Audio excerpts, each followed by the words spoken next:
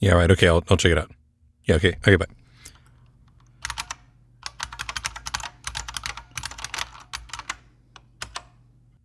United Airlines presents Flight 3591 Widow with wings and epaulets. Leaves in-dock seat vacant. Oh, dude.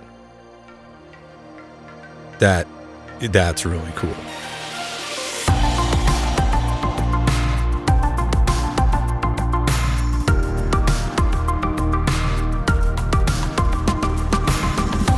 Welcome everyone. Podcasting on a Plane. This is an aviation podcast where we discuss things from as many angles as possible, and certainly from both sides of the mic. And that's because I'm an air traffic tower controller. But like many, I've done a lot of different things in the industry over the last 25 years or so. And my goal is to share the love of aviation with you, so you can do with it what you will. Maybe even make a career out of it. If you're new here, here's what people are saying on iTunes. Hotel Mike from the Bay Area says, Brandon hosts an excellent aviation podcast, and his knowledge of both the ATC and pilot and instructing side of things brings a lot of insights to each episode. For what it's worth, I like it enough to bother making an iTunes account to leave a review. I just had to share that one. Thank you, Hotel Mike. Well, as you can see, when you're here, you're in good company. And speaking of good company, I want to take a minute to say something. And that's that I am really proud of the larger aviation community this week, and here's why. First off, the outpouring of generosity after that Atlas Air crash. If you're not familiar with what happened, go back and check out episode 43. It's called Giant 3591. Details are still a little bit scarce about what happened, but as of this recording, the flight data recorders from the 767 have been recovered, and they should provide some answers pretty quickly, I hope. But the reason I'm really proud of the community is that the GoFundMes for the flight crew and for Sean have done really well. And I want to thank everybody who made a donation. And if you haven't, well, you still can. The show music today is called A Hopeful Tomorrow. And that's a theme I want to get across today. You'll see why in a minute. So check out this article from thepilotwifelife.com. It's called United Airlines Presents Flight 3591 Widow with Wings and Epaulets and Leaves In-Dock Seat Vacant. Here's what it says. On February 23, 2019, tragedy shocked the aviation world when Atlas Flight 3591 went down in Trinity Bay, just outside of Houston, Texas. The flight was a cargo transport from Miami to Houston for Prime Air using a twin-engine Boeing 767, and it had 3 people aboard, Captain Ricky Blakely, First Officer Conrad Aska, and Mesa jumpseater Sean Archuleta. There were no survivors. When tragedy strikes the aviation world, it affects all of us. We're a tight-knit family, and we're all only a few degrees from the incident. If we did not know those involved, we know those who did. We all pray, hope, and believe that these types of events will never rock our world. But when they do, we stand together as one family, regardless of type rating, airline affiliation, or even country of origin. Even though the media did not feel like it was a big story, and it quickly fizzled out because the jet was cargo, and there apparently weren't enough people aboard to warrant wide coverage, to us, it's our family, and it affects all of us to the core, and it leaves us with an empty hole in our hearts and in our extended family. Captain Archuleta was by all accounts a stand-up guy who was easy to be around and who cared immensely for others. I was friends with and flew with Sean, states Captain Cole Goldenberg. He would have been the first person there for anyone else in a tragedy like this. He was a very special guy. Just before the tragic accident that took his life, Captain Archuleta had been hired by United Airlines and had already been assigned to his class date. He was on his way to the majors. This is a celebratory event that we all look forward to as we move through the life of aviation, and it was not different for the Archuleta family. However, fate took away their moment and left a pilot wife sister behind with her young children to figure out how to face another day without her captain. In a gesture of kindness, respect, and the utmost class, United Airlines is doing something incredible. During Sean's in-dock class on March 12th, they'll leave a seat vacant in memory of the great loss that rocked the aviation world and the hole that's left in all of our hearts. What an incredibly honorable and classy gesture. Furthermore, they presented his widow with United Airlines wings and epaulets. The story continues as told by United Airlines Captain Gunn. He says, an update regarding Captain Sean Archuleta. He was the jumpseat rider on the Prime Air crash who had a class date to begin at United this week, I believe. I operated Flight 1009 to Bogota on Friday, March 1st. Prior to heading to the airport, I was contacted by the Houston chief pilot and informed that his widow would be on our flight returning to Colombia, where she currently lives. He asked if I could deliver a package to her from United. Of course, I agreed to help in any way that I could. United had her booked in first class and escorted her to the Polaris Club before the flight with plans for a personal escort to the airplane for departure. I coordinated to have her escorted to the plane and to be in her seat about 5 minutes prior to general boarding. His wife, Tatiana, speaks only Spanish, and although I speak some Spanish, it's definitely not conversational. I offered my condolences on behalf of United Airlines and all United pilots. The circumstances were difficult, especially considering that I had never met her. I delivered a stack of condolence cards from both United and Mesa Airlines, his current employer, as well as a set of United wings and epaulets. She was a lovely lady, but she broke down when I gave her the wings. It was clearly very emotional for her to receive the wings. However, I could tell that she was very moved, and it meant a great deal to her. Through the interpretation of the flight attendant, she told me that she would save these for her children to see, and so that they would know that he was a United pilot. I simply said that it would have been a pleasure and an honor to fly with her husband. She thanked me and told me that United had been very good to her, and that she was grateful for their support. It appears that United stepped up and treated her with respect, and helped an already tragic situation. Hats off for the awesome gesture of kindness, respect, and utmost class. I think the fact that they did not feel the need to publicize their act of kindness is even more upstanding and honorable. There's enough negativity in the world. There's enough hatred and stereotyping to fill up volumes. The media often clings to those things that are certain to up readership and line pockets. However, this is the stuff that we should all make viral, friends. Well played, United. Well played.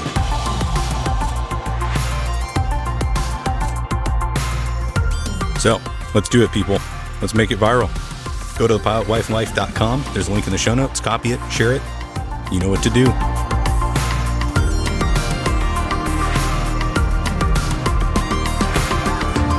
You know, often our community connections start forming in college.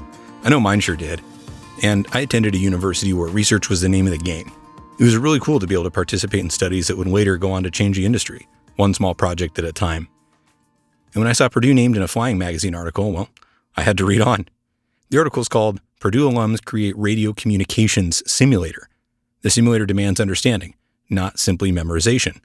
And it's by Rob Mark in Flying Magazine, February 21st, 2019.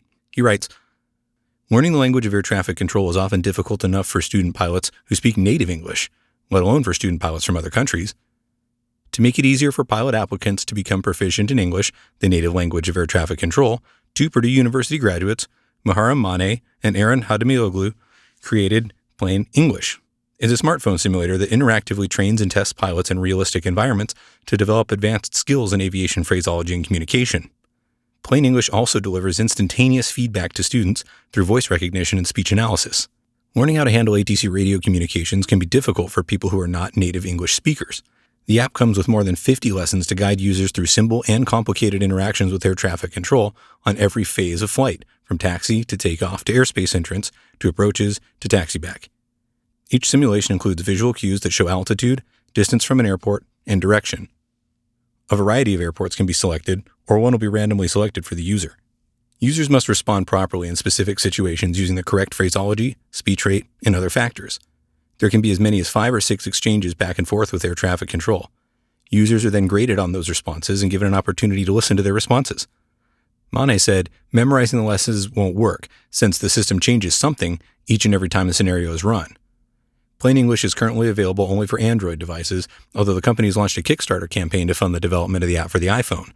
The app is available on a monthly, twice annual, or annual subscription for as little as $4.99 a month. Turns out the three of us were at Purdue at the same time, but we never actually met. But as a controller and a CFI, though, I'm always interested in anything that'll help pilots master ATC communications. Because every time I had a primary student when I was a CFI, or every time I give a talk or a presentation, I'm always asked by pilots, of all levels, actually, how can I improve and understand my communications with ATC? Or, words to that effect. And there's an underlying theme that seems to be building when people ask, and that's, how isn't there a technology to help us learn radio communications? Well, there is. And as AI technology grows, it gets cheaper and easier to adapt technology to this kind of purpose. Now, I'm not saying it's easy, but it's getting more and more doable every day. And I realize it's not like there's never been a comm simulator before. I mean, even the early versions of Microsoft Flight Simulator had communications built in, even in the 90s. But it wasn't really good for training. It sounded kind of cool later on, but it was really too basic and it was not very interactive. And I know other softwares have come out that are pretty good too, but they aren't really directed at pilots for whom English isn't their first language. And we all know that there's a lot of hate that goes around when there's a fresh non-English speaker on the frequency, right? Like, how do you understand what they just said? People ask me all the time. But instead of the smack talk, well, maybe there's something we can just do to help them out. So I'm interested. And I wonder if these guys might have the answer. My name is Mohar Emane, and together with my partner Aaron, we are the co-founders of Plain English, the aviation radio simulator. We like to think it's the one and only aviation radio simulator. Plain English provides pilots the combination of accessibility and feedback to create an active learning experience for both new pilots and those old pilots that are thinking about getting back into flying. The variations in scenarios in plain English provide the means to practice in realistic situations and enable pilots to gain radio telephony experience outside of the cockpit. So, with plain English, pilots are not limited to reading manuals about what radio communication should be, or listening to CDs or videos or online recordings of communication, but they can actually get to practice it and build that critical muscle memory that will serve them well while they're flying and trying to do the other important things of flying. So I did aero and astro engineering. That was all my Purdue work, or almost all of it. But so my undergrad was in aero and astro engineering, and then graduate still aero and astro, but with a focus in aerospace systems. Okay. And then there was masters and then PhD, some more of that, systems optimization. I got into a little bit into operations research and even transportation engineering. I got another, besides my aero masters, I managed to get another master's in transportation systems from civil engineering. You were there a long time. Yes. Well, cool. So, let's just start right there then. I mean, so, you did all this stuff at Purdue and you have all these, degrees and on certifications and so on, but why do something like plain English? Let me see. So I was there. So in 2010, 2011, it's when I got, always been interested in airplanes, and finally managed to get both the courage and the money together to start flying. So it was in 2010, 11, and 12 that I started flying to get my private pilot's license. So that's when I got exposed, to the flying side of things, and then that's how I. Well, it wasn't through flying, but it was about the same time that I met Aaron as well, and we're going through through the flight training together. And this was just one of those things that we kept, both of us kind of kept struggling, or is one of the things that we talked about whenever we were going through flight school. And Aaron was the one that was more technologically, I don't know, up to date at the time, at least for the flying part. So he was the one that had the little handheld radio. We would listen to the tower, whenever we're at the coffee shop, and just get a little bit more exposure to how these guys were talking. So it was, I don't know, this was one of those things that after we got done with flight training, that we kept talking about, and we kind of felt a little bit frustrated that there wasn't anything better out there, and it seemed something that we had the ability and like a little bit of the know-how of how to actually make it work. So quite a few years later, we kept talking about it and how we'd go about it. So we managed to put our minds together and give it a go. All right, well, tell me a little bit about your partner, Aaron, then. So you were both going through flight training at the same time, but do you have similar backgrounds? No, so we so we met there about the same at about the same time. Aaron had been working. So he actually started his undergrad like about 2008, 2009. We're about the same age, but he had another. He had moved to Lafayette recently. He was doing some other jobs, and he was excited about flying as well. So he wanted to be a pilot and get into aviation. So he started flying just to learn how to fly. He was the one that talked me into it. So I started it, like as well, and then like I stopped, got my license, and managed to keep flying every so often. I have about just about 100 hours like a flight time, but he kept on flying. He eventually did the aviation management as his degree, and then through that got his instrument. I think got his commercial, and he's got about just about 800 hours, a little bit over 800 hours of flight time built in. So he managed to build in a lot more flying experience than me. Um, and his like his degree ended up being in aviation management.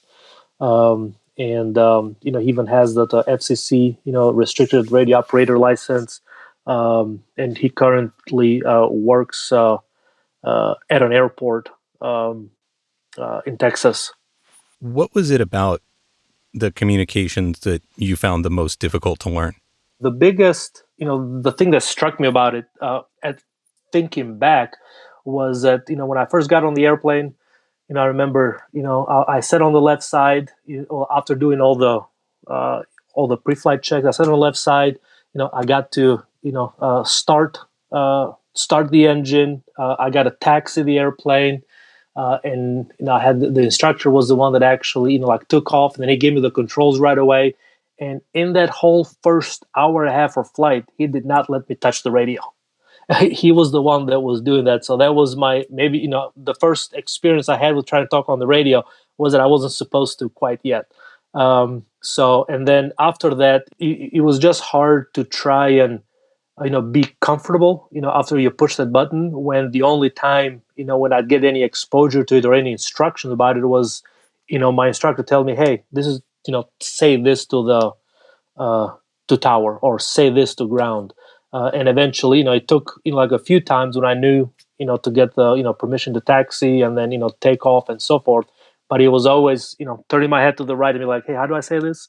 And I didn't go through a formal flight training program. So that was the only instruction that I got on how to talk on the radio, just asking the instructor and him telling me, things right there and then. So it was basically, I had no way of learning it. I did all the, reading manuals and guidelines and how you do it. But again, it was just reading it and nothing more hands-on. And you could hear to all these guys that knew how to, talk on the radio, and like, okay, great, I can hear them do it, but now I got to do it on my own. So it was just the thing that, scared me or, intimidated me about it, is that I didn't have the instruction and a way to just keep repeating and repeating it so I could get better at it. It was just the only time I had available is to do it while I was flying.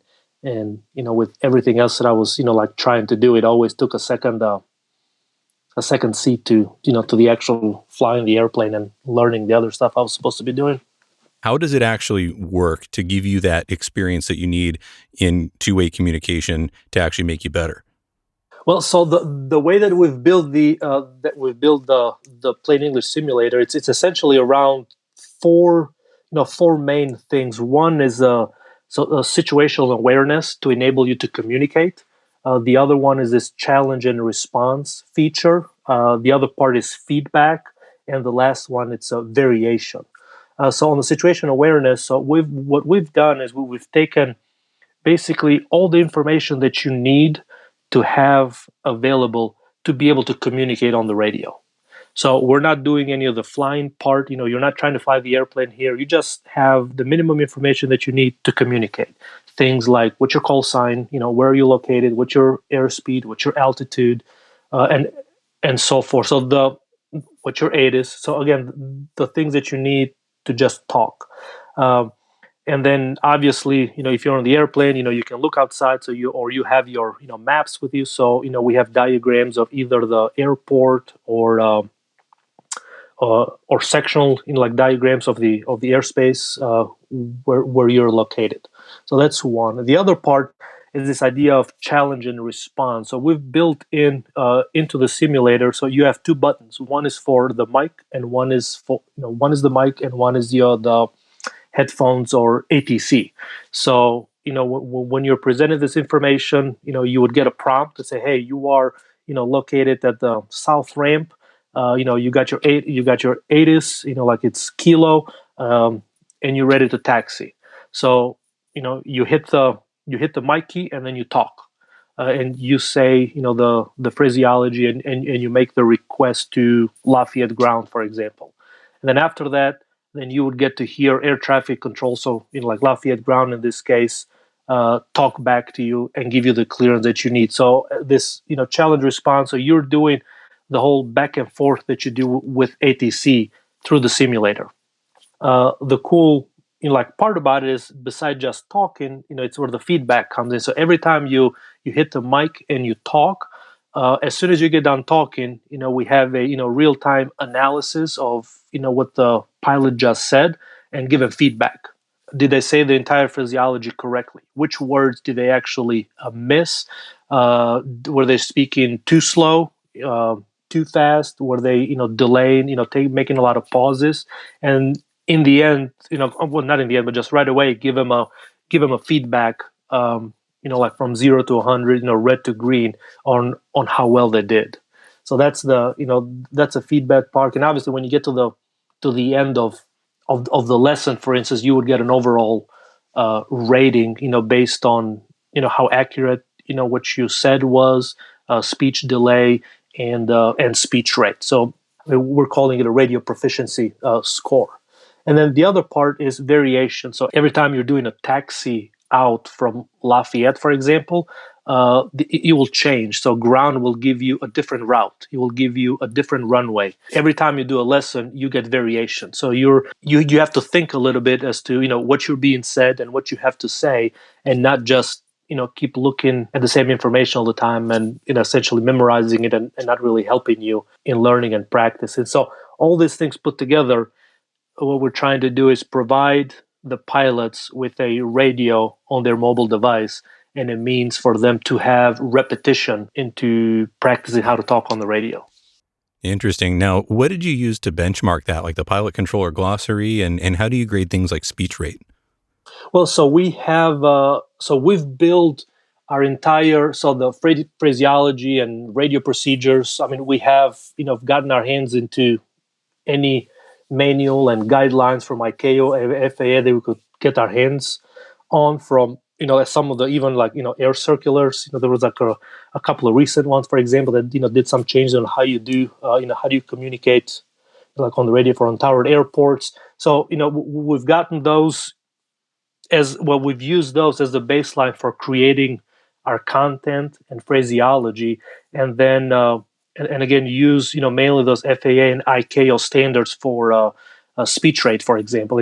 I don't remember on top of my head, but I think it's 100 words per minute. That's the bench line for the ICAO bench line. So we use that one for our score for the speech accuracy.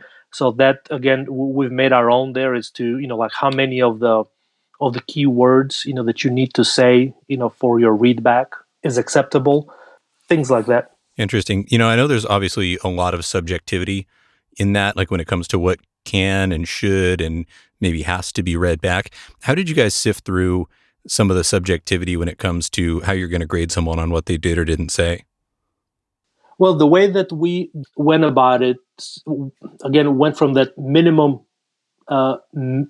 necessary information. When you look at the guidelines, how do you how do you talk to ATC? It's your basic of who you're talking to, who you are, where you are, and what you want, right? Yep. So all those four things. So, and we've just made it. You have to have these four pieces of information, and whenever you're doing a taxi out, for example, I mean, it's as simple as you're talking to ground. So Lafayette ground. I mean, those are the minimum 2 words that you need to say. So unless you say you say Lafayette or you say ground, then you only got half of it. The other part is like who you are. Then you got to use your call sign. So you're provided the call sign, so we kind of know or it's expected what you should be saying. And then given the situation that we're presenting the user in, so in this case, if you're at a taxi out, we're giving you, hey, you're at this location, so you should say where that where that location is, and then what you want. It's again, in what phase of flight are you in? You're a taxi out. The only thing you should be saying, it's I'm ready to taxi. So it's only those, again, the minimum words, the minimum amount of information that you need to make that request, and that's and we've created those for every all phases of flight, and all for a whole lot of scenarios. So a lot of content thinking about the permutations that you could have. Does that make sense? Yeah, of course. The other part that we have is in August of 2018 we launched the Android version of Plain English, and that was because the developer that we were able to find at the time had Android experience. So we started out with that. We're actively working right now on developing the iOS version, and we plan in April, about mid-April, we plan to launch Plain English for iOS, and we're really excited about that one because we'll be able to really reach a lot of the U.S. U.S. pilots. So that's one of the important things to mention out there. So we have Android, but we are going to get iOS out very soon, and then.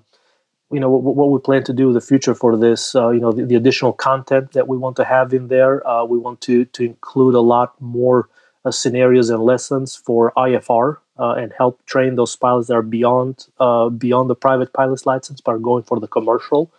And that's a future. Other stuff right now. So we see Plain English as a tool not only for non-English speakers. A lot of the questions that we have to answer, it says, oh, this is a tool for people that don't speak English. But I just tell everybody, and I think everybody that's a pilot that's gone through the pains of learning to talk on the radio, that it doesn't really matter if you speak English or not. Talking on the radio, it's almost like a foreign language in and of itself. You need to get comfortable doing it, and you have to have the practice. So the tool that we put together here is both for English speakers and non-English speakers.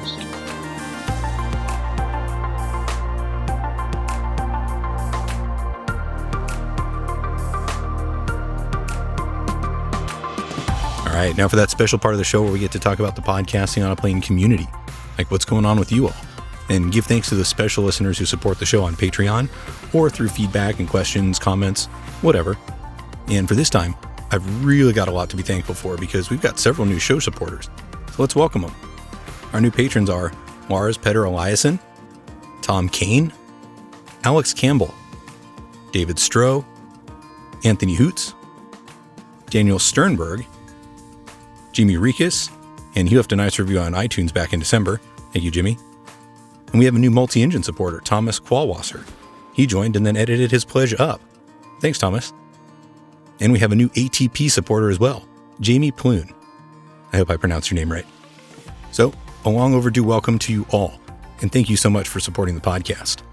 And of course, let's not forget some of the show's longer standing and extra generous supporters like Paula and Vince, Brian Juarez, the photo mission pilot. Check him out on Instagram and on episodes 21 and 32. And of course, there's Jeff Riolo from Empower UAV. You can check him out for all of your drone needs. Ted Crossan, the pilot extraordinaire. And without getting into any further detail here than is necessary, my condolences to you, Ted. Also, Captain Jeff. That's right, the one and only airline pilot guy himself. And media expert Joe Godfrey. Thank you all. And a different kind of special thank you to Echo. He treated me to a whole bunch of coffees over at buymeacoffee.com. Thank you, Echo. And whenever you're listening to this, well, I'm probably still awake. Oh, and he left a note, too. He says, I have to say that episode 42 was tailor-made for me. And without going into a full-blown resume, I've been an avionics technician in the military and in civilian life, and I'm currently an A&P, an IA, and a director of maintenance for a corporate flight department, and a private instrument-rated pilot working on the commercial and multi-engine. So I can get typed SIC and eventually PIC in my flight department's Falcon 900LX. Nice. I know firsthand the value of being able to cross between several jobs, and I also recently started writing again, and I've realized how much I missed the hell out of it. Airfax Journal is publishing one of my stories in April, and I couldn't be more excited. I think that I may try to make aviation journalism my 5th full-time gig at some point in the near future, behind husband, father, director of maintenance, business owner, and pilot. It's been on my mind for the past few years, but your podcast threw some fuel on that fire. Thanks again for your contributions to the industry, and I'll be listening for that shout-out. Elliot Cox, better known as Echo. Well, there it is, Elliot. Thank you so much. And speaking of coffees and hanging out, I had a real coffee, like in person, with listener Perry Heyman the other day. He's in aerospace engineering, and he's also a reservist. So he was out west to put in that time over the weekend. And we talked a lot about flying as a career switch or maybe even as a side thing. And I don't really think we solved any of the world's bigger problems, but we had an awesome time talking about flying.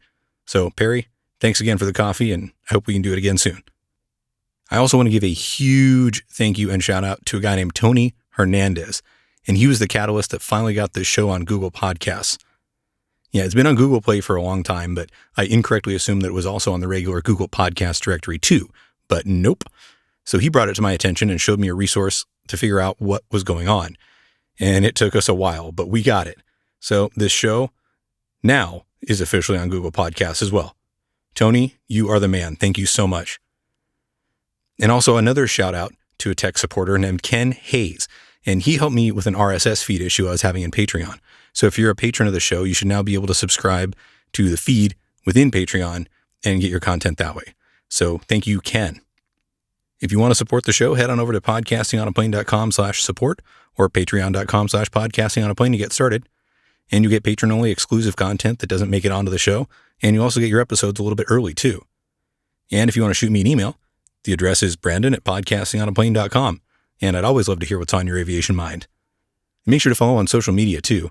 I do my best to post photos very regularly on Instagram, at least a few times a week. So follow me at Podcasting on a Plane. On Twitter, it's at Podcasts on a Plane. And even if you don't like anything else about Facebook, I'd appreciate it if you'd head over there and like the Facebook page too. That way you can enjoy aviation photography, videos, articles I like to share, and more. So until next time, your frequency change is approved, and report back on this frequency for the next episode. Good day.